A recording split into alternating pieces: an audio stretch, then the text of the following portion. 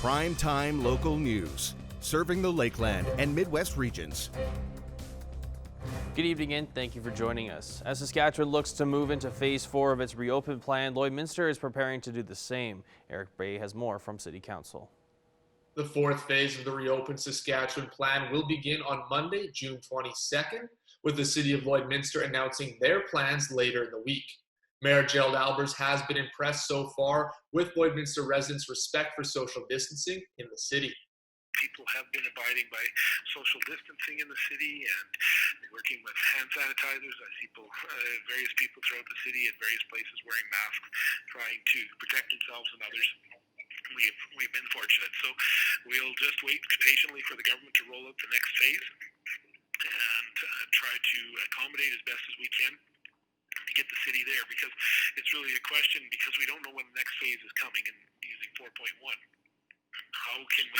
When do we, as they say, pull the trigger on making ice at the arena if we don't know when that's going to be? And the same with 4.2 for those facilities. The Service Sports Center's fitness center and track will be opening on Monday. Meanwhile, other facilities like the pool and hockey rink, which are expected to open in Phase 4.2, have been receiving required maintenance during this COVID shutdown. The BioClean Aquatic Center was a facility that was shut down with all the other facilities. City administration, as an example, brought forward an opportunity to do some major repairs to the heat exchangers, and they had to be ordered, but we moved that forward on the budget list rather than putting it off till August and September. With COVID, we moved it forward. So those repairs are underway right now. So when we're able to actually open the BioClean Aquatic Center, that facility will hopefully be able to run a full year before it has to have a scheduled shutdown again, and we'll have all the improvements made to it. We did the same at the Service Sports Center when we took down the ice surfaces. The refrigerator plant or the ice plant had not had a thorough maintenance review done, and it was looked after, but just that extra set of eyes and going the full step of a full inspection. The Lloydminster RCMP also provided an update on 2020, with prolific offenders being one of their main targets here this year. They are seeing higher numbers in that category. They tend to lead to more crime by that individual, so that's by identifying those individuals, working with them, and I know this has been an ongoing project over a number of years, but it continues to resurface as an important step that if they can help address that individual either with a change or from the lifestyle they have, or dealing with the consequences of their actions, I think that leads to a much improvement for our community, and it's good to see that it is working. The city is also looking ahead to this fall's municipal election, discussing some possible changes due to COVID-19 and the fact that this year's election is a few weeks later than normal. They are looking to make it more accessible for people, including the possibility of mail-in ballots this year. Numerous reasons. Again, certainly the most recent being COVID and people wanting to be able to exercise their democratic right. The election this year is going to be November 9th, which is 2 weeks later than normal. That was pushed back by the choice of the government of Saskatchewan to move their provincial election, or set the election for the 26th of October due to some other factors at the federal level. So it had a ripple-down effect. I know people that have indicated going into this coming election, they said, well, if I'd like to vote before potentially heading south for some of our snowbirds. And I appreciate that. People want to have the right to exercise their vote, and this just gives them some options. Now, we don't know where travel is going to be this fall. Some people may have their travel plans changed, subject to what's going on in the world, but in the same token, we want to try and make it as friendly and easy to have people cast their vote and exercise their right. The changes would also allow the returning officer to create a drive-through polling station if it was deemed appropriate due to COVID-19. Eric Bay, Primetime Local News. A legendary rock photographer has released a book with photos from his career. The Decade That Rocked includes stories and pictures by Mark Wise, who started taking photos of musicians in the late 70s. Our Stacey Comer chatted with him about the new book, and that includes some of the most iconic photos of rock musicians from the 1980s. I'm so excited today to be joined by legendary photographer Mark Wise. Mark, thank you for taking the time to join us today. I know you have a very busy schedule. Thank you so much. I can't believe all the attention I'm getting these days. I've been in this room for like 7 years, just trying to get all these photos in one book. Finally. Well, let's talk about your book, Mark. It's called The Decade That Rocked, and it's basically photos from your career. You worked with Circus Magazine. You've done some independent stuff. This is from 80 to 90, correct? Yeah, it starts out in the early years when I first got my first camera. So there's a little bit of a story on how I kind of got to be where I am. So I'd say from 73 to 80 is about 10 pages of photos. So I have Led Zeppelin, Peter Frampton, Aerosmith. Just kind of shows you, it tells you the stories, the trials and tribulations, me getting arrested at a Kiss concert and, selling my pictures for $1 a piece. And then it leads into 1980, because at 1980 is when I became became Mark Weiss, the rock photographer. Judas Priest, Van Halen, Aerosmith, Bon Jovi, eventually Motley Crue, Ozzy. So all these bands that really became huge during that decade, I was riding right along with them. So I assume that in the book, Mark, you have some stories that go along with the photos as well? Yeah, it's a narrative book. This book was very meaningful to me. So a lot of most of the shoots are from experiences and from album covers and on the road with bands. So it's very narrative for me. There's a lot of photos in there that are just nice photos, but generally the photos in here are pretty much like I selected, full on, and like, choosing was just so hard. But I did narrow it down to 700 photos. I think it was down to 3,600 pages. And then the book was only supposed to be 280 pages, and the inside editions, the publisher said, we're going to give you 400 pages. So it's a 6-pound, 1-ounce book. Well, and it's an amazing book. I've had a chance to see a preview of it. If you can just hold it up, Mark, so we can see the cover. Can you tell me a little bit about that photo on the cover as well? Well, that's Guns N' Roses, and I first shot them in '86, right before Appetite came out. And Axl and the band, they kind of had a photographer already, and I was kind of a new guy. They kind of didn't want to give me the chance to me to do a proper shoot, but they did. The publicists pushed for me. They knew I could get them in magazines, and then we developed a relationship from there on out. And then fast forward another year, they played in New York. They did the Ritz show, and they did the CBGB's acoustic, and they did a shoot at my place. And then shortly after that, they opened up for Motley Crue in Florida, and I was there shooting Motley Crue. Happened to be there. Steven Adler, the drummer, said, "Hey, Weiss guy, how you doing?" And he goes, I said, "Good, man." He goes, "I'm shooting Motley, but you think we can do a quick shot with the band, before or after the show?" And he's like, "Let me ask the band." And he pulled it together, wrangled them, and I come back, and I'm like, "Are you guys ready?" And because Axl was in a towel, and cowboy boots, and they were just hanging. But that's what it was like.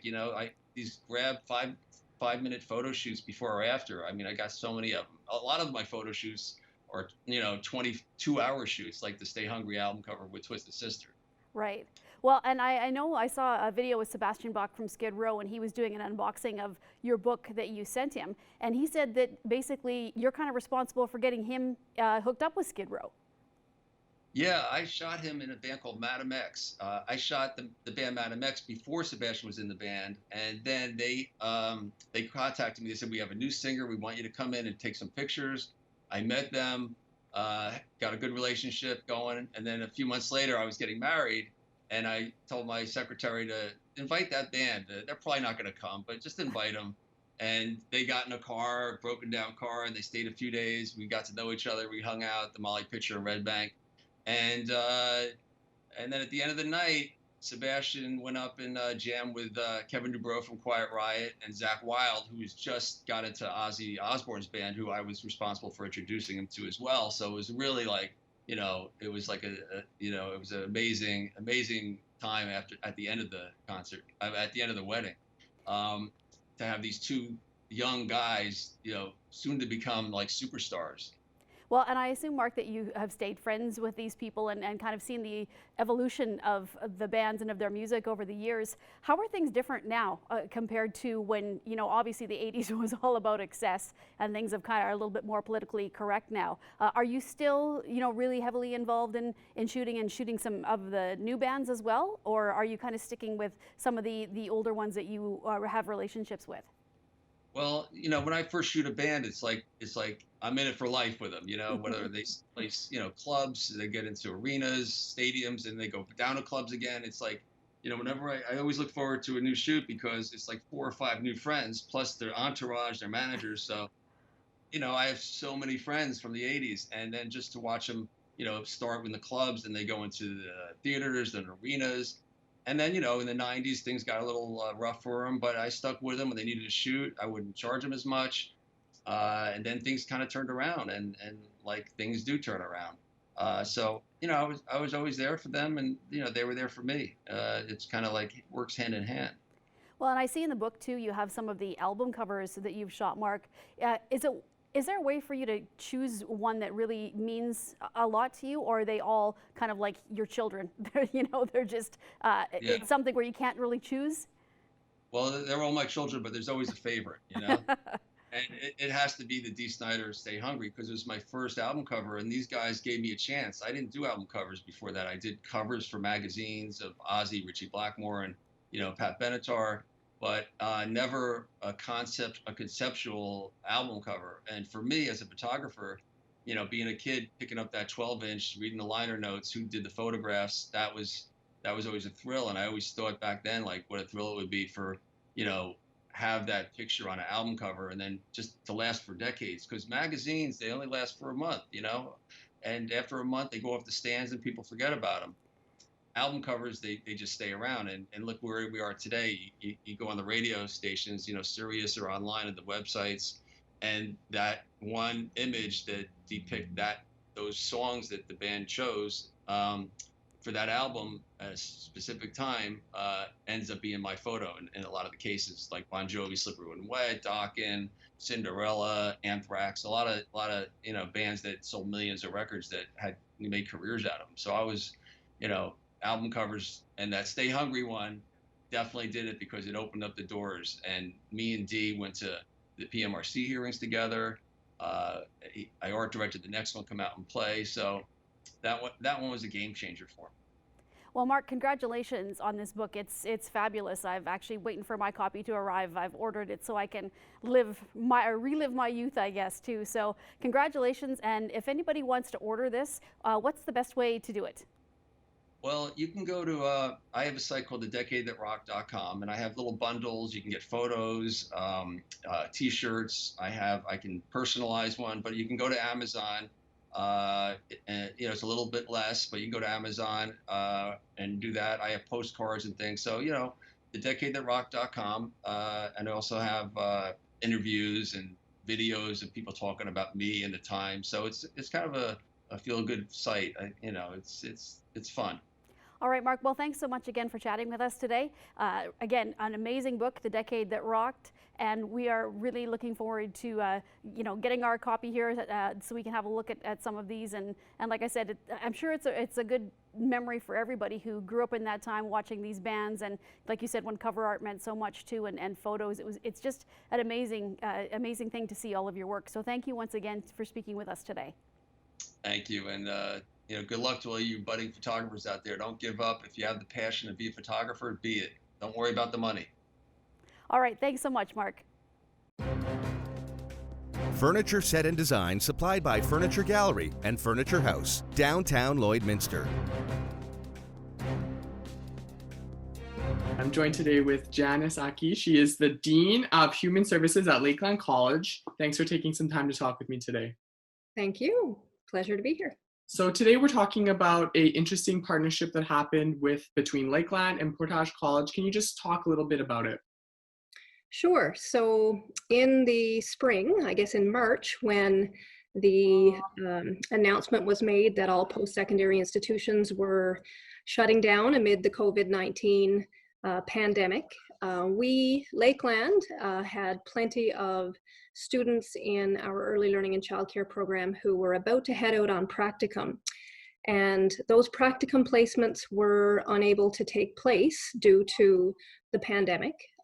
We had many students who were due to graduate that semester, and I guess we were looking for some solutions as to how we were going to get students through, and I reached out to a colleague at Portage to see what was taking place at their college, and we got to talking about the virtual practicum that Lakeland had developed several years ago, and that just began the conversation about whether or not we could look to add some of Portage students to our system so that they could benefit from that virtual experience that our students were able to participate in this past semester. It's certainly a practicum that isn't available to all students in early learning and childcare programs.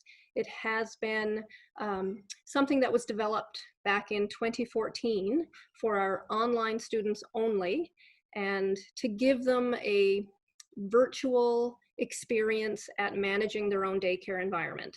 So to give you a little background, Lakeland College, our face-to-face program offers a play program where our diploma students, so students in the second year of an early learning and childcare program, can take the lead and manage their own childcare center. And we invite families within the Vermilion community to bring their children to a Lakeland student-run play program. It's been quite successful. We've been doing it for 30 years. Then we delved into online program delivery and wanted to find a way to kind of replicate that play program in an online environment. So we had faculty members who developed scenarios in childcare centers that would take place in a preschool room or an infant room or an infant toddler space. They've created the scenarios. We worked with a partner at our learning management system, D2L, and they created these virtual simulations and kind of gamified the experience for our students. And it's been a great success. Our students love it. Practicum placements have provided us with feedback that they see students taking more leadership roles because of the experience that they've had with the virtual practicum placement. And so it's been quite successful for Lakeland. And I guess given the world situation this past spring, it was an opportunity for us to just reach out to a Campus Alberta partner and provide them with something that's been successful for us and help them help their students in the time of need so that they could graduate with their diploma and not have to delay until things reopened up within the community. Yeah, so I just wanted to talk about, why do you think it was so important for Lakeland to be able to partner with another college in Alberta and help students beyond just your campus at Lakeland? Sure. I think now more than ever, it's important to collaborate and not reinvent the wheel. Us developing that virtual simulation took time, effort. There was an expense involved. I think we're all in this to ensure that our students get the best experience that they can at our colleges. And when an opportunity like that presents itself, and you can help out a colleague, I would hope that everyone would have the frame of mind that when you can help, that's what we should be doing. We're in the human services programming field, so making a difference when you can is what we all strive toward. And I think a lot of students, they had to move all of their stuff online, their education online. How important was it for Lakeland to be able to make kind of a seamless transition and have their studies not impacted by this switch from in-person classes to online classes? Yeah, it was extremely important, and certainly in the Human Services Department, it was a seamless transition for us. We do deliver all of our programs both face-to-face and online. So, I mean, we do have students who made the decision to attend face-to-face programming, and that's the delivery mode that they're most comfortable in and familiar with. So for them, the transition wasn't what they wanted, but because we had that experience and all of our content was available in that delivery method, it was pretty seamless for us to make the transition. And I think students felt I guess, felt as if that their educational experience wasn't um, impacted in a negative way. It wasn't a matter of, oh, we're all just, running by the seat of our pants and trying to deliver content in a way we're not familiar with. We were quite comfortable in that delivery method, and I'm glad that we were able to provide that for our students. I know other departments at Lakeland who hadn't delivered programs online. Honestly, within 2 days, they were up and running online. So the college had the capacity to do it. We have determined and faculty who want to ensure that students get the best experience that they can. So I was amazed by the turnaround time that the entire college had in providing that experience for our students. Perfect. Well, thanks for taking some time to talk with me. And I think this is a very interesting way that Lakeland was able to help other students around the province and provide a good quality education, but also keep people safe at the same time. Awesome. Thanks so much for having me. I appreciate it.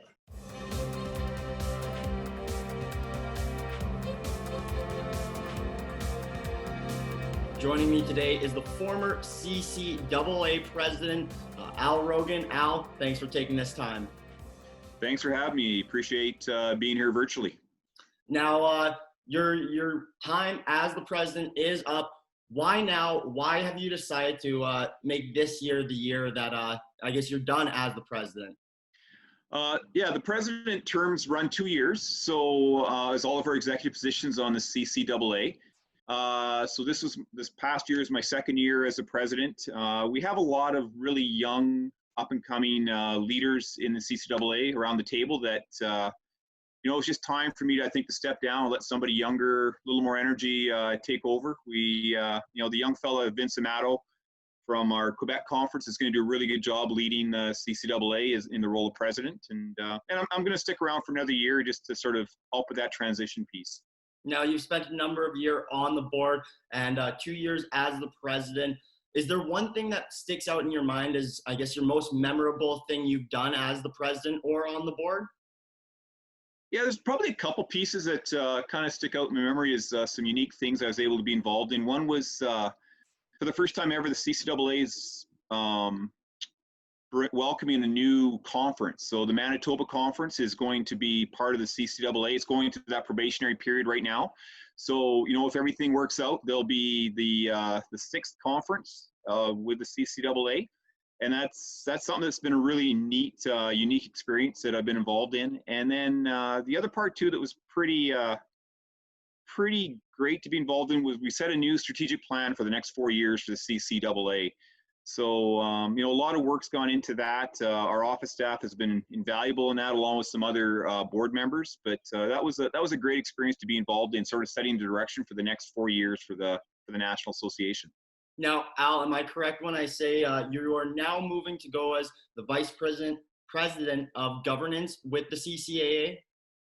You bet. Yeah. So I was going to step down completely and walk away from it, but just with some of the things going on right now in the world with COVID and a few things I started, I think it'd be good to stick around for a year and just and fill the role of VP governance for a year and just finish a few of those items that we started. We just didn't quite get done because of the way life has changed for the last few months, right? So.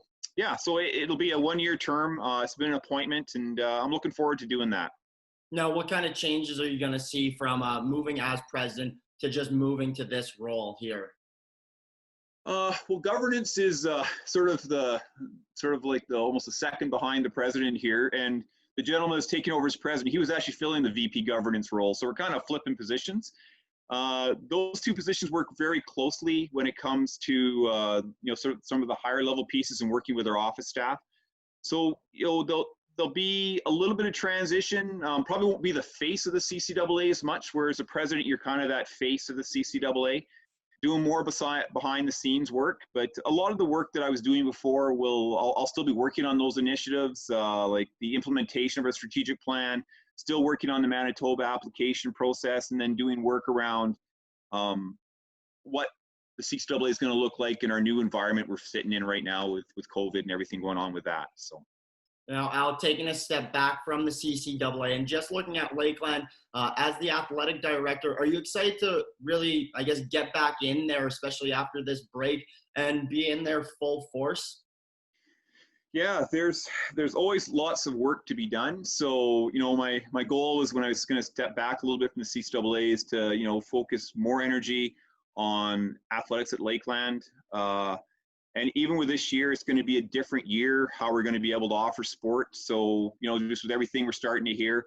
So, we really want to make sure we're focusing in our own backyard first to make sure we have a solid foundation there and making sure that our student athletes and our coaches and all those people support us are basically being taken care of. So, yeah, that's something I definitely want to spend a little more time on is, the home front here and making sure that we're ready to go for this fall and winter.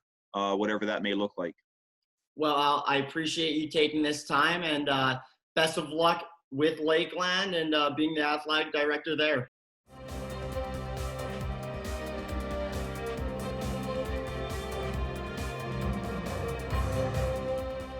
Tyler McMurtry from SGI joins me right now. So Tyler, first off, thanks a lot for joining me. Very welcome. Let's talk about some of the distracted driving laws. I know the fines went up as well, but now that summer's here and people are taking road trips, how much of an issue is that still going on? Distracted driving is a huge issue when it comes to traffic safety. It's one of the leading human factors when it comes to causing collisions, especially collisions that injure people. And it's also one of the big four when we're talking about collisions that kill people as well. And so that's why it's one of the things that we focus on very frequently. We want people to not drive distracted. It's a huge safety concern. Now I see some numbers behind you, and those are the new fines for Saskatchewan for the SGI. So just talk about the fines that drivers could possibly face. Yeah, that's one of the things we wanted to do with the June Traffic Safety Spotlight. We understand that, maybe people haven't been driving as much. Maybe they've had other things on their mind with all the things that are going on in the world, the pandemic and other things as well. So we just want to remind you now that, things are starting to open up. We want to remind people distracted driving is still against the law. And in Saskatchewan, we have very, very strict penalties when it comes to distracted driving. First penalty, and this took effect February, first penalty will cost you a $580 ticket and 4 demerit points. And for repeat offenses, you can see that those penalties escalate quite significantly. Now, of course, Lloydminster being a border city, now just hypothetically, if an Alberta resident was driving on the Highway 16 towards Saskatoon in that area, are they subjected to those Saskatchewan fines? Absolutely. You are subjected to those Saskatchewan fines, and there's no out-of-province discount. You do get that $580 fine, and if you get two within a year, you are looking at $1,400, another 4 points, and there is some interprovincial reciprocity on that, and you could also be facing an immediate 7-day vehicle impoundment. So we really advise people, no matter where you drive, whether it's Alberta, where the fines are a bit less, or Saskatchewan, just don't drive distracted, because as I mentioned before, the biggest concern is the safety issue. Absolutely. And of course, now with, what are some of the numbers that we've seen over the course of the last year or so with distracted driving number tickets? Has it gone down? Has it gone up? What has been some of those stats? Well, so for the first part of 2019 in Saskatchewan, we did see the number of tickets escalate quite significantly. And at one point, we were averaging more than 900 tickets reported across the province for each and every month. That was an average. But 1 month in October, we got as high as 1,290 tickets. Now, these penalties didn't take effect until February of this year, but they were announced in November of last year. And as soon as those penalties were announced, and there was a lot of awareness, a lot of attention paid to distracted driving as a result of these new penalties coming in, we saw those ticket numbers drop significantly, basically cut in half from the 1,290 mark that we saw in October to, they were before the pandemic in the 500 to 600 range. So obviously that's still too many. We know that police are very focused on catching distracted drivers, and they were still able to catch hundreds every month. But we did see a significant drop once the tougher penalties came in. Why do you think it's so enticing for drivers to be distracted by their phones? Just because I know it's a great access for everything these days. So why do you think it's so enticing for them, especially while they're on the road? It's absolutely, it's the multitasking myth. I can do this, you know, even if they, some drivers, they get really annoyed when they see other drivers doing it, but they think that, oh, it's okay if I pick up my phone. It's okay if I look at my text. Well, you know, if you're glancing at your phone even for a few seconds, traveling at 100 kilometers per hour, you've already traveled quite a distance. A lot can happen in that time. So we just want people, when they're behind the wheel, all they have to do is just drive. The phone can wait. And the other things can wait too. You know, there's not just phones that distract you when you're driving. It could be a tray of coffee. It could be, you know, a kid making some noise in the back seat. It could be a pet on your lap. You know, it could be any number of things. We want people to be mindful of and respectful, really, of the act of driving, and understanding that, you know, when you're in control of 4,000 pounds of glass and steel, you need to give that your full and undivided attention. And lastly, if they want more information, Tyler, where can they go to look for it? Oh, we encourage people to check out our website, sgi.sk.ca, or follow us on Twitter, Facebook, or Instagram. Find us there. And there's always lots of distracted driving information, as well as other traffic safety issues. In fact, recently, this past week, we put up a video showing you all the other things you can do with your phone before you start driving, whether it's mount it, put it in a glove box, throw it in the back seat, or hand it to a passenger. Lots of things you can do that won't get you that $580 ticket. Absolutely. Nobody wants to pay that much money. Tyler, thanks a lot for joining me. Absolutely. Thank you so much, Connor. Welcome back. Take a look at the 7-day forecast tomorrow. 16 degrees will be our daytime high, 18 degrees on Friday, and then we get a little bit more sun on Saturday with that high of 19 degrees. 20 degrees on Sunday as we head possibly to some showers on Monday with a 74% chance of some rain there. 22 degrees, and then on Tuesday with mostly sun and a cloud mix, and a high of 22 once again on Wednesday.